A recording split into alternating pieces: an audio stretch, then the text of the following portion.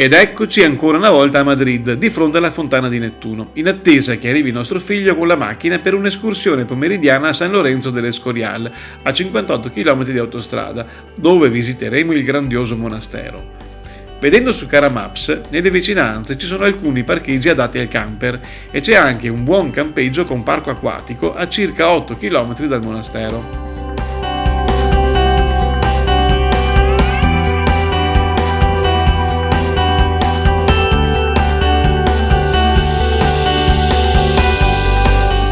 Arrivati a San Lorenzo in circa un'ora, siamo andati subito all'ufficio informazioni per documentarci e, scoperto che il mercoledì e la domenica dalle 15 alle 19 l'ingresso al monastero è gratuito per i cittadini della Comunità Europea, visto che era proprio mercoledì, abbiamo deciso di aspettare alle 15 per usufruire dell'agevolazione, altrimenti il biglietto standard costa 12 euro a persona.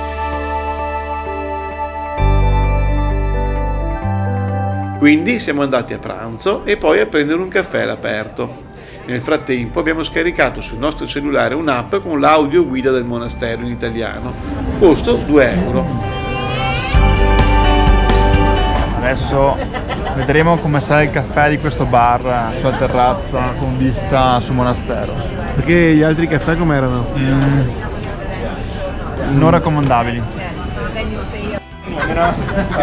Proviamo questo caffettino Taco Pastel del bar. La qualità è giusta, da espresso, qualità corretta, non troppo, ne troppo poco. Densità, colore mi piacciono, vediamo qual è l'effetto del gusto. Bene, Regge. Adesso allora mi godo il caffè anch'io. Ciao!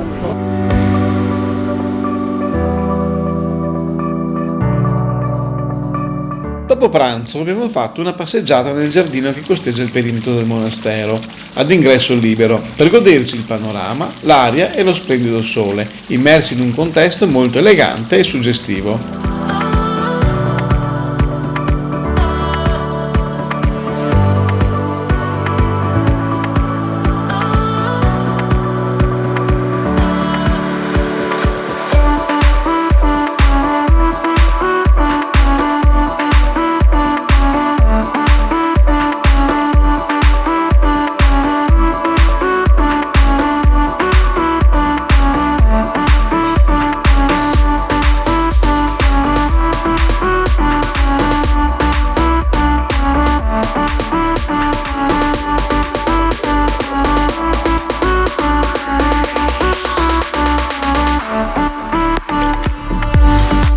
Il monastero e real sito di San Lorenzo del Escorial rappresenta il pantheon familiare dei re di Spagna, primo esempio di architettura iraniana e simbolo del secolo d'oro spagnolo, costruito tra il 1563 e il 1584 per essere monastero e chiesa, oltre che dimora regale.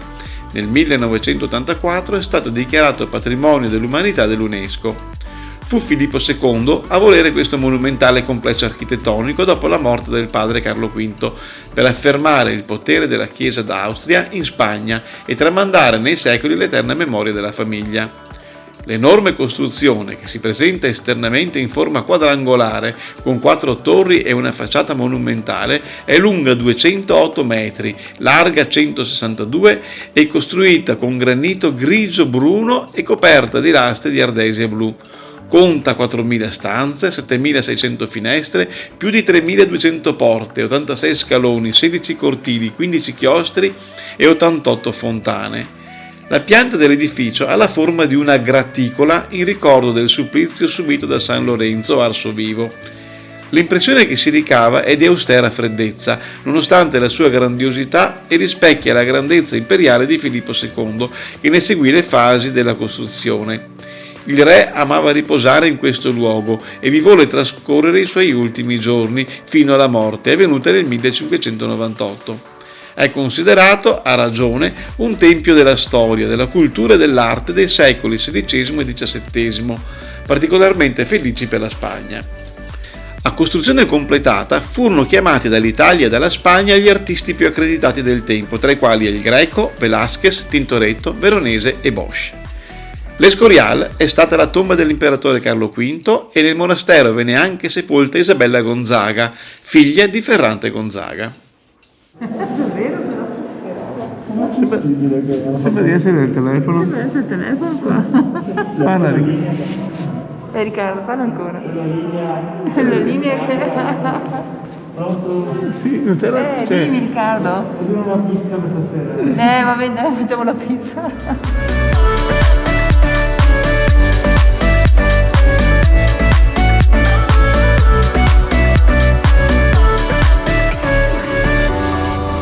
Completata la visita al monastero, siamo ripartiti per il ritorno a Madrid. L'autostrada a 4 corsie senza pedaggio consente di raggiungere velocemente la capitale, ma allo svincolo che porta alla zona centrale di Madrid la situazione cambia. Vi consiglio di approfittare della coda che abbiamo trovato entrando in città per iscrivervi al canale, ci vuole solo un po' di pazienza. Il giorno seguente siamo ripartiti in macchina verso Toledo, che dista circa 70 km, sempre di comoda autostrada gratuita. Mi sono documentato su Caramaps per vedere la possibilità di sosta a Toledo ed ho trovato alcuni parcheggi validi per i camper vicinissimi al centro, ma senza servizi. C'è però anche il campeggio Il Greco a poca distanza dalla città e con prezzi interessanti. Toledo è circondata per 2/3 dal fiume Tago, sul quale i romani costruirono un ponte, più tardi ingrandito e restaurato dagli arabi. Successivamente la città è stata la capitale del regno dei Visigoti e centro importante durante il periodo della presenza araba. Il 25 maggio del 1085 il re Alfonso VI di Castiglia conquistò la città ai musulmani. Da allora Toledo ha vissuto il suo periodo di maggiore splendore, con una grande crescita culturale, sociale e politica. All'epoca di Carlo V fu la capitale del regno spagnolo, ma poi suo figlio Filippo II decise di trasferire la capitale dell'impero a Madrid. Da quel momento la città, perdendo gran parte del suo peso politico e sociale, entrò in un periodo di decadenza che di fatto coincise con quello di tutta la Spagna.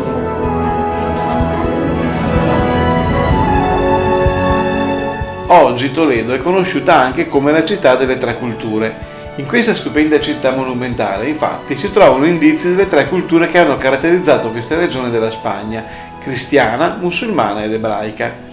Tra tutte le città della Spagna, Toledo è una delle poche dichiarate patrimonio mondiale dell'UNESCO. A ogni angolo, infatti, si nasconde un palazzo, una torre, una muraglia, un resto archeologico rilevante. Facciamo i turisti? Su!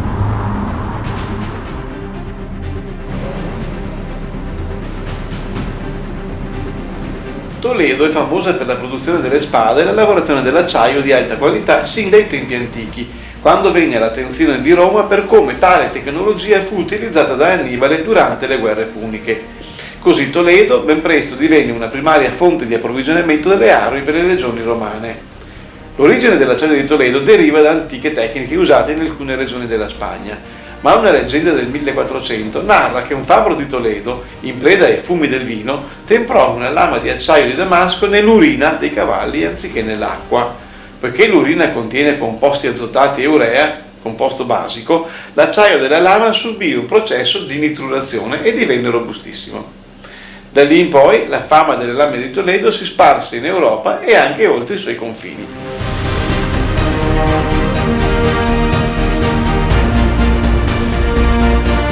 La prima cosa che abbiamo visitato a Toledo è stata la magnifica cattedrale. I biglietti d'ingresso si acquistano allo sportello sul lato opposto della strada al costo di 10 euro a persona. La cattedrale primaziale di Santa Maria è la chiesa madre dell'arcidiocesi di Toledo. Edificata tra il 1226 durante il regno di Ferdinando III e il 1493, epoca dei re cattolici, la cattedrale di Toledo è considerata il capolavoro dello stile gotico in Spagna. La struttura della cattedrale, costruita sopra di una moschea preesistente, venne influenzata dallo stile gotico francese del XIII secolo, ma adattato al gusto spagnolo.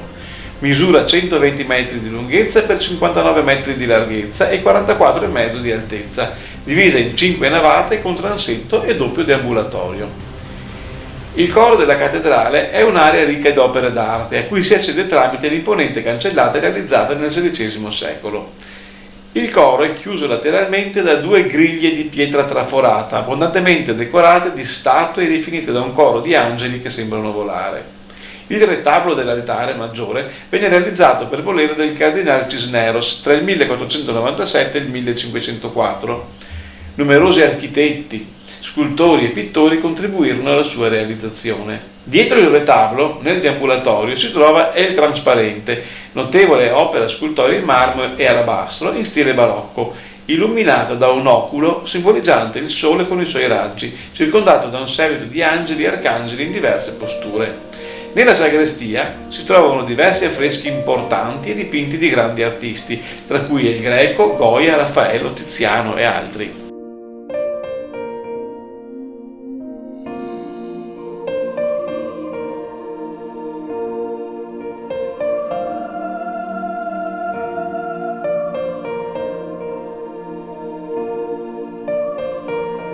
La maestosa fortezza dell'Alcazar, un vero e proprio castello come quelli delle fiabe, ubicata nel punto più alto della collina, domina la città e si lascia ammirare da chilometri di distanza. Il castello venne edificato addirittura nel III secolo, ai tempi dell'impero romano, per poi subire moltissimi restauri e ammodernamenti, fino a diventare oggi un vero simbolo di Toledo. L'Alcazar fu teatro di una sanguinosa battaglia durante la guerra civile spagnola. Era allora la sede dell'Accademia Militare e si schierò con gli insorti franchisti resistendo all'assedio dell'esercito regolare. Durante questo assedio, al comandante dell'Accademia fu posta da parte dell'esercito repubblicano l'alternativa di arrendersi o di lasciare uccidere il figlio catturato dalle truppe regolari. Il generale non si arrese. Questa vicenda è stata raccontata nel film italiano L'assedio di Alcazar, girato durante la dittatura fascista. Oggi la visita all'Alcazar costa 5 euro e consente di vedere il museo dell'esercito con una grandissima esposizione di armi e attrezzature belliche di tutte le epoche.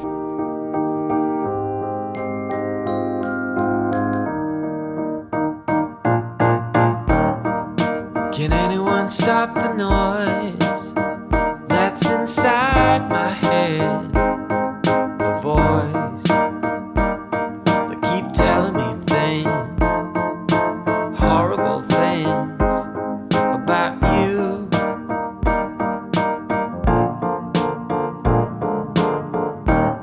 And I remember what they used to say, you should count to 10, and then you take a deep breath and run out of things to say. I go 1, 2, 3, 4, 5, 6, 7, 8, 9, 10, and then I start a little war.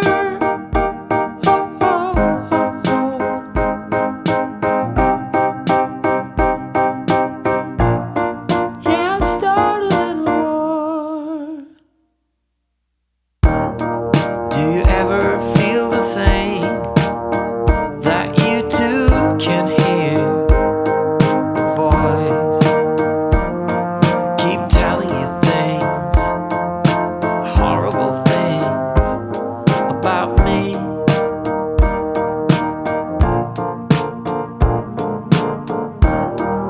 But I don't wanna play this game no more. I've run out of cards to play, so I smash a plate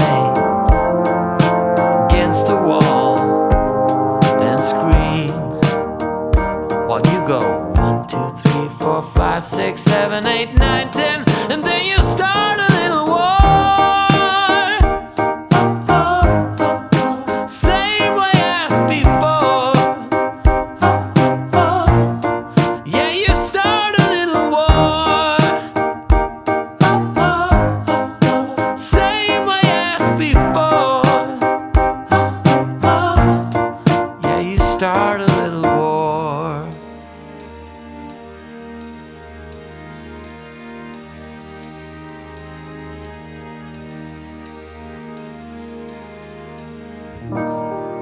If you know how to stop the noise that's inside our heads, please don't.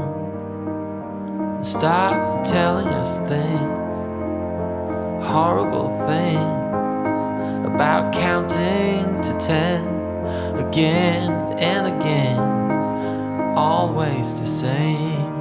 It's like 1, 2, 3, 4, 5, 6, 7, 8, 9, 10, and then you start a little war. Same way as before.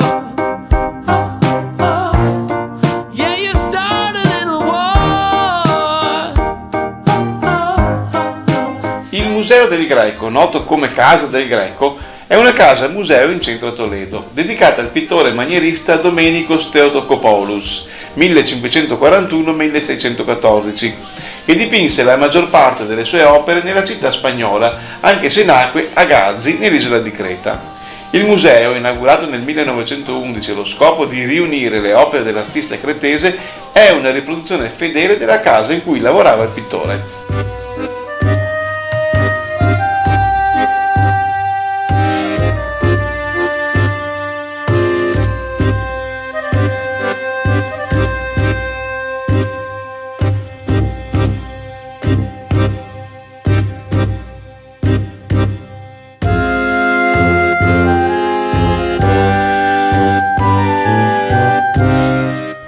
Dei gioielli di Toledo è la sinagoga di Samuel Halevi, conosciuta come la sinagoga del transito, che si trova nel vecchio quartiere ebraico.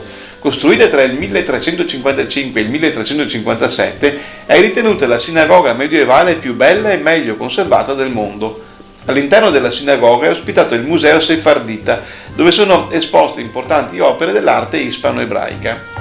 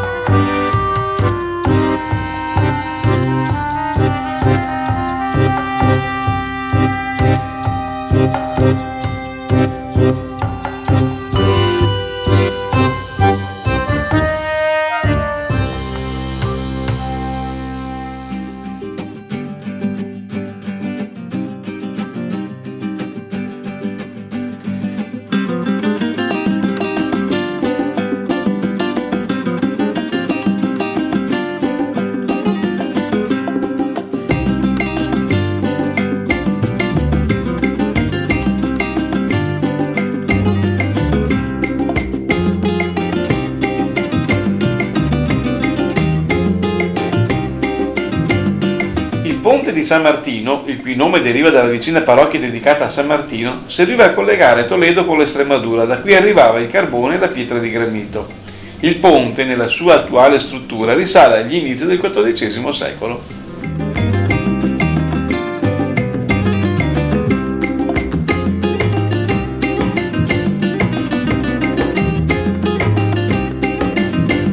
Ecco il ponte di San Martino ed oggi è il giorno di San Martino, l'11 novembre.